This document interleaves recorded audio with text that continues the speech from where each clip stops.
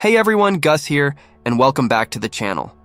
Today we're diving deep into a topic that's on everyone's mind but still so misunderstood: the escalating tensions between Israel and Iran and how this conflict is reshaping global dynamics.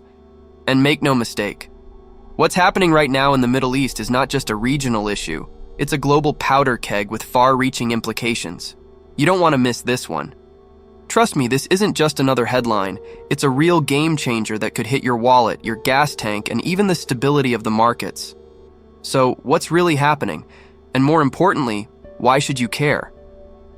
Well, let's break it down, starting with what kicked this off. On October 1st, Iran launched an attack on Israel, and the Israeli government wasted no time in vowing a strong response. That's put the entire region on high alert. We're talking military action, potential airstrikes, and the risk of a full-scale war that could spiral out of control at any moment. Now, before we get into the details, let's take a second to understand the stakes. Why does this matter so much? If you're watching from here in the United States, you might think, hey, that's thousands of miles away. How does it impact me? But think again. The ripple effects of this conflict could hit closer to home than you realize, affecting everything from oil prices to the broader economy to even our own geopolitical strategies. Let's look back a little to understand the roots of this rivalry. Israel and Iran weren't always at odds. In fact, before the 1979 Iranian Revolution, they even shared a degree of cooperation. But the revolution changed everything. Iran shifted from a monarchy to an Islamic republic, with a new anti-Western, anti-Israel. Israel, with its strategic ties to the US, became a direct opponent in the eyes of the new Iranian regime. This shift laid the foundation for decades of mistrust and indirect confrontations, with proxy conflicts from Lebanon to Yemen. Understanding this context helps us grasp why the current situation is so tense and why both sides view this as a high-stakes game. When two regional powers like Israel and Iran clash, it's not just about those two countries anymore. Their fight pulls in allies, drags in neighboring nations, and could even rope in global superpowers. Think about Lebanon, where Hezbollah, a key ally of Iran, has been ramping up tensions with Israel. And Syria, where Iran has long been active, is another potential flashpoint. This means potential instability in regions like Lebanon, Syria, and even Turkey, places that already have a delicate balance. It's a lot like a domino effect, and when those first pieces start to fall, the impact can reach all the way across the Atlantic to us here in the US. Now, let's shift gears and consider the economic implications. Brent crude oil prices have already surged past $81 per barrel after the news of possible strikes on Iranian oil facilities. The Strait of Hormuz, through which about 20% of the world's oil supply passes, could become a flashpoint if Iran feels threatened. Closing it would cause oil prices to spike even further, hitting not just our gas prices but potentially leading to a global recession. To really understand the scale of this, think back to past oil crises, the 1973 oil embargo or the 2008 spike in oil prices. Both times, a sudden shortage led to economic pain that rippled through every sector, from transportation to food prices. Higher oil prices mean higher costs for shipping, manufacturing, even groceries.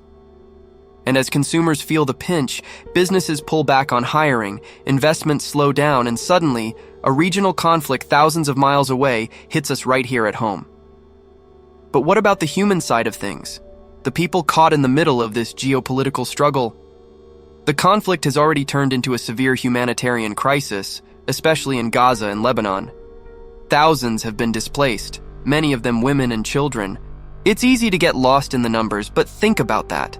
Families torn apart, homes destroyed, lives upended overnight. And as Israel opens a new front in Lebanon, the situation only gets more dire. And here's the reality. When crises like this create waves of refugees, the effects spill over into places far beyond the Middle East. Europe, for instance, is watching all of this with growing anxiety. They're worried about a repeat of past refugee waves that put social systems under strain and led to political upheaval. Remember the Syrian refugee crisis in 2015? Countries like Germany and France struggled to integrate hundreds of thousands of new arrivals, leading to social tensions and a rise in nationalist movements. Now let's talk strategy. military strategy to be specific. Israel and Iran aren't just using conventional warfare. They're also playing a high-stakes game in the shadows, Sci-B. Israel has a history of using preemptive strikes to take out threats before they materialize, like their strikes on Syrian and Iraqi nuclear facilities in the past. Meanwhile, Iran relies heavily on its network of proxies like Hezbollah in Lebanon, the Houthis in Yemen, and militias in Iraq. It's a strategic chess game where every move comes with the risk of escalation. And then there's the cyber battlefield. We've seen this before. Stuxnet, the computer virus that set back Iran's nuclear program, was a reminder of just how sophisticated cyber warfare has become. Today, both Israel and Iran have invested heavily in cyber capabilities. Imagine the chaos a major cyber attack could create, not just disabling infrastructure, but also disrupting global financial markets or targeting critical energy supplies. This is a new dimension of modern conflict, one that could have consequences well beyond the region. Let's not forget about China and Russia, two powers that are closely watching how this unfolds. China, as a major importer of Middle Eastern oil, has a lot to lose if the region's stability collapses. Disruptions in oil shipments through the Strait of Hormuz could send shockwaves through China's economy, leading to ripple effects that would impact global markets. And Russia, with its own ambitions in the Middle East and energy interests, might see this as an opportunity to expand its influence, even as it tries to manage its complicated relationships with both Israel and Iran. But while the military strategies and global reactions play out, there's another front where the stakes are equally high: diplomacy. European leaders like Emmanuel Macron are pushing hard for a ceasefire. They understand that a broader conflict could mean huge instability, not just for Europe, but for the entire world. Yet despite these efforts, both Israel and Iran remain entrenched, making a diplomatic resolution seem further away than ever. So, what comes next? Let's talk about the scenarios. The worst-case scenario is one that keeps leaders awake at night: a full-scale disruption of oil exports, pushing the price of crude above $100 per barrel. Such a move would put immense pressure on global economies, especially those dependent on oil imports. And remember, inflation is already a concern for many economies, including ours here in the US. An oil shock now could be the tipping point that drags us back into recession, undoing years of economic recovery efforts. But there's also the possibility of a diplomatic intervention. As tensions rise, sometimes it's the very threat of all-out conflict that forces countries to the negotiating table. Could we see an agreement that diffuses the situation, perhaps brokered by a neutral party like Qatar or Turkey? It's possible, but right now, the path to peace is as murky as ever. There's a paradox here that's worth considering. Increased tensions might actually make some international players more willing to step in and mediate a solution, seeing the risks to global stability. Yet, the longer this drags on, the more entrenched each side becomes, and the harder it is to find a way out. You know, it's almost poetic, in a tragic kind of way. Here we are, a year after the October 7th attacks by Hamas on Israel in 2023, and the region seems no closer to peace. It's a sobering reminder that these conflicts are not just about military power, they're about politics, history, and people. And while the world watches and leaders make their moves, the everyday people are the ones caught in the crossfire. But we're not just here to watch the news go by, are we?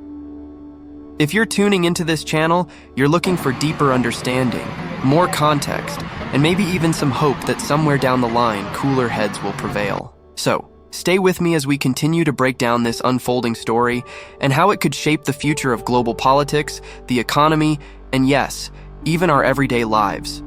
Make sure you hit that subscribe button, drop a like if you found this deep dive insightful, and leave a comment with your thoughts. How do you think this conflict will unfold?